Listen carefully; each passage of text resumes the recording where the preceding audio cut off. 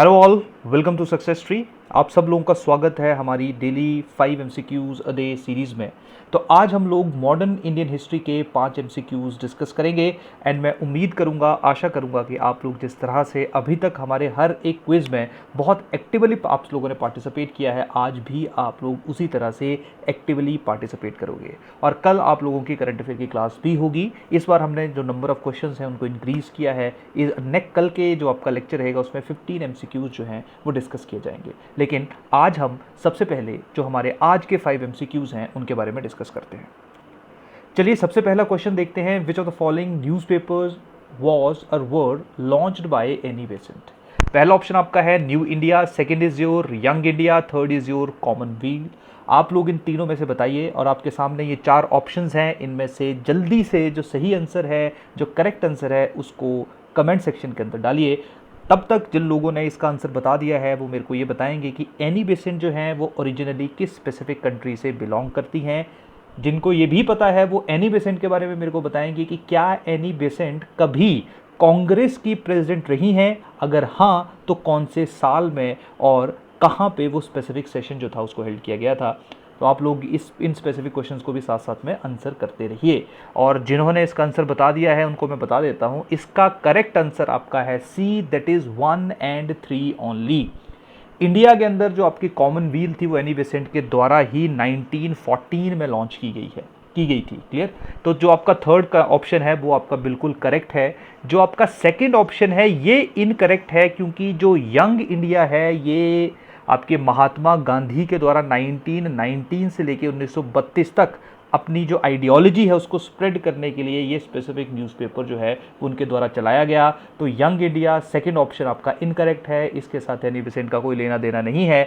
Young India वैसे अलग अलग लोग इसके अंदर इन्वॉल्व हैं, जैसे जमुना दास, द्वारका दास इसके अंदर इन्वॉल्व थे, इंदुलाल याग्निक इसके अंदर इन्वॉल्व थी। लेकिन 1919 से लेकर 1932 तक जो है वो महात्मा गांधी ने स्पेसिफिक जर्नल को जो है वो रन किया। तो सेकंड ऑप्शन आपका इनकरेक्ट है। पहला ऑप्शन आपका बिल्कुल सही है। न्यू इंडिया 1914 में 1914 में ही एनी बेसेंट के द्वारा जो है वो लॉन्च की गई ही। पहले न्यू इंडिया का नाम होता था मद्रास स्टैंडर्ड, उसके बाद इसका नाम चेंज करके न्यू इंडिया कर दिया गया। इसका स्पेसिफिक इसको लॉन्च करने का मेन मकसद था जो इंडिया के फ्रीडम स्ट्रगल के इश्यूज हैं उनको हाईलाइट करना, लोगों के सामने प्रस्तुत करना। तो ये कुछ स्पेसिफिक इन्फॉर्मेशन थी। और जो एनी बेसेंट से रिलेटेड मैंने आप लोगों के सवाल पूछे वो आप लोगों के लिए एक प्रश्न है। कुछ बच्चों ने शायद इसका आंसर दिया होगा, जिन्होंने नहीं दिया वो इनके आंसर जो है वो जल्दी से ढूंढिए, क्योंकि आसान सवाल थे। चलिए दूसरे सवाल के ऊपर आते हैं। With reference to Indian National Congress session at Lucknow in 1916, consider the following statements. First statement, it was presided over by Annie Besant. Second, at this session, extremists were accepted back into the Congress. Third is Congress decided to oppose Muslim League's demand on separate electorate for the Muslims. तो आप लोगों के सामने again 3 options हैं, इसका answer बताइए। शाबाश, क्या तीनों स्टेटमेंट सही हैं, तीनों गलत हैं, तीनों में से 2 सही हैं, या एक स्टेटमेंट आपकी बिल्कुल करेक्ट है। क्लियर। तो चलिए सबसे पहले इसका आंसर मैं आप लोगों के साथ शेयर कर लेता हूं। इसका आंसर आपका है बी, दैट इज 2 ओनली। पहला स्टेटमेंट आपका बिल्कुल इनकरेक्ट है, क्योंकि पहला जो आपका ये 1916 जब कांग्रेस का सेशन हुआ था at Lucknow, this particular session was presided by Ambika Charan Majumdar, AC Majumdar के द्वारा इस स्पेसिफिक जो आपका सेशन था उसको प्रिजाइड किया गया। तो फर्स्ट स्टेटमेंट आपकी इसलिए इनकरेक्ट है। दूसरी स्टेटमेंट की अगर हम बात करें तो आप सब लोगों ने देखा है जब आपकी 20th सेंचुरी शुरू हुई थी तो स्टार्टिंग में जो आपके एक्सट्रीमिस्ट और मॉडरेट्स थे उनके बीच में क्लैशेस हुए थे, वो दोनों अलग हो गए थे। 1916 में उन दोनों को जो है वो एक साथ किया गया।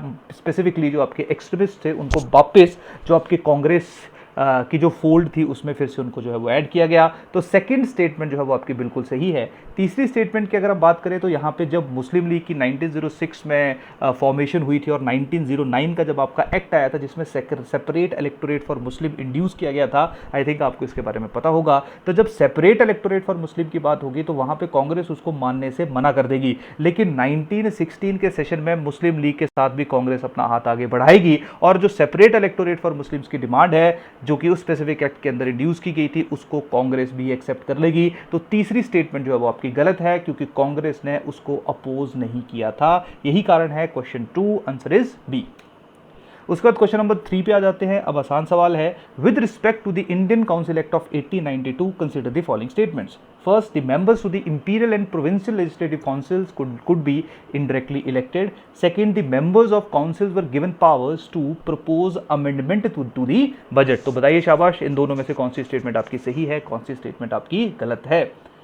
देखिए, अगर इंडियन काउंसिल एक्ट 1892 की बात की जाए तो यहाँ पे आप सब लोगों को पता है कि आपकी लेजिस्लेटिव काउंसिल जो थी वो बननी शुरू हो गई थी, लेजिस्लेटिव काउंसिल्स की फॉर्मेशन होनी शुरू हो गई थी। और 1892 को हम लोग हमेशा याद रखते हैं कि यहाँ पे इनडायरेक्ट इलेक्शन को सबसे पहले इंट्रोड्यूस किया गया। 1909 में भी इनडायरेक्ट इलेक्शन थे आपके, लेकिन सबसे पहले हमारे देश में जो ब्रिटिश के द्वारा एक पास किया गया जिसमें इनडायरेक्ट इलेक्शन को इन्फ्यूज़ किया गया, उसका वो आपका एक्ट था इंडियन काउंसिल एक्ट 1892। क्लियर, जिसमें आपके जो लेजिस्लेटिव काउंसिल्स में इंडियन मेंबर्स थे उनकी संख्या, उनका जो नंबर था उसको इंक्रीज कर दिया गया। अब कमेंट सेक्शन के अंदर सबसे पहले डालिए अगर आपने इसका आंसर बता दिया है कि कितने से कितने इंडियन जो थे उनकी रेंज या कितने से कितना नंबर जो है वो इंडियंस के लिए डिसाइड किया गया था आपकी लेजिस्लेटिव काउंसिल्स के अंदर।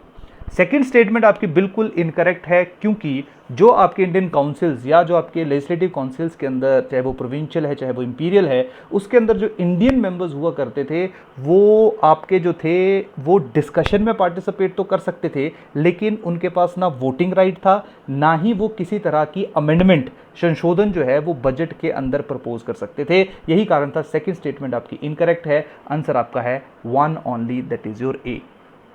चलिए क्वेश्चन नंबर 4, बहुत आसान सवाल है। With reference to the Indian national movement Abhinav Bharat was. तो 4 आपके पास ऑप्शंस हैं, जल्दी से जो है वो आप लोग अपना आंसर मार्क करिए। इसका आंसर है A, that is a secret society of revolutionaries. This specific Abhinav Bharat जो आपकी ऑर्गेनाइजेशन है, इसको 1904 में वी.डी. सावरकर के द्वारा जो था वो लॉन्च किया गया था। एक तरह से ये सीक्रेट सोसाइटी थी रिवोल्यूशनरी की, जो बाद में क्रांतिकारी आपके बने। तो fourth question answer is a. Last सवाल के ऊपर आ जाइए। बहुत लंबी स्टेटमेंट है, लेकिन आई थिंक आप लोगों को एक दो शब्द पढ़ के ही इसके बारे में थोड़ा सा आइडिया लग जाएगा। क्वेश्चन आपका है ही सर्व्ड, यहाँ पे 4 ऑप्शन है, इनमें से किसी एक स्पेसिफिक जो पर्सनैलिटी थी आपकी, हिस्टोरिकल पर्सनैलिटी, उसके संदर्भ में, उसके कंटेक्स्ट में इस स्पेसिफिक स्टेटमेंट को लिखा गया है। He served as the first Indian members of the British parliament in 1865 and 1866. He helped to found the London Indian Society and the East Indian Association. In 1885 he also became vice president of the Bombay Presidency Association and was nominated to the Bombay Legislative Council by Governor Lord Reay. तो बताइए शाबाश, कौन है या इसका जो answer है वो क्या है। यहाँ से आई थिंक आप लोगों ने जो लंदन इंडियन सोसाइटी है, ईस्ट इंडियन एसोसिएशन है, यहीं से इनका नाम गेस कर लिया होगा, या शायद आपको ये भी आइडिया होगा कि first Indian member to become the member of या मेंबर इन ब्रिटिश पार्लियामेंट या मेंबर ऑफ ब्रिटिश पार्लियामेंट, उनका नाम आपका क्या है। क्वेश्चन 5 आंसर इज बी, इनका नाम है दादा भाई नेहरूजी। एक जल्दी से एक सवाल पूछूंगा, इसको कमेंट सेक्शन में डालिए। ये मेरे को बताइए कि दादा भाई नेहरूजी जो है वो कितनी बार कांग्रेस के प्रेसिडेंट रहे, और अगर आपको इसके बारे में पता है कि कितनी बार प्रेसिडेंट रहे तो मेरे साथ जो ईयर्स थे, या अगर सेशन भी आप लोग शेयर कर सकते हो तो बहुत बढ़िया है, कौन कौन से साल में दादा भाई नेहरूजी आपके कांग्रेस के प्रेसिडेंट रहे। आपको थोड़ा सा हिंट दे देता हूँ, आसान कर देता हूँ आपका काम। दादा भाई नेहरूजी 3 बार जो हैं वो कांग्रेस के प्रेसिडेंट रहे। तो जल्दी से कमेंट सेक्शन के अंदर डालिए कि वो 3 टाइम कौन कौन से हैं, या जो आपका चैट बॉक्स चल रहा है उसमें भी आप लोग आंसर कर सकते हो। इसी के साथ जो है वो आज का जो हमारा मॉडर्न हिस्ट्री का MCQs है, 5 डेज MCQ सीरीज़, उसको मैं यहीं पे ही कंक्लूड कर रहा हूँ। और साथ में एक और अनाउंसमेंट भी कर देता हूँ कि हमारा जो टेस्ट सीरीज़ है उसका लिंक अवेलेबल है। बहुत ही मिनिमम कॉस्ट के ऊपर हमने टेस्ट सीरीज़ आप लोगों के लिए डिज़ाइन की है। ठीक है, तो आप लोग जो है वो अपने आप को एसेस करना चाहते हो, जिन्होंने हमारे वीडियो लेक्चर्स देखे हैं या जिन्होंने कहीं और से भी प्रिपरेशन की है, तो वो हमारे डिस्क्रिप्शन के अंदर दिए हुए लिंक के ऊपर क्लिक करके टेस्ट सीरीज़ में भी एनरोल कर सकते हो। तो आज के लेक्चर को मैं यहीं पे ही कंक्लूड कर रहा हूँ, फिर मिलेंगे, तब तक के लिए थैंक यू, धन्यवाद।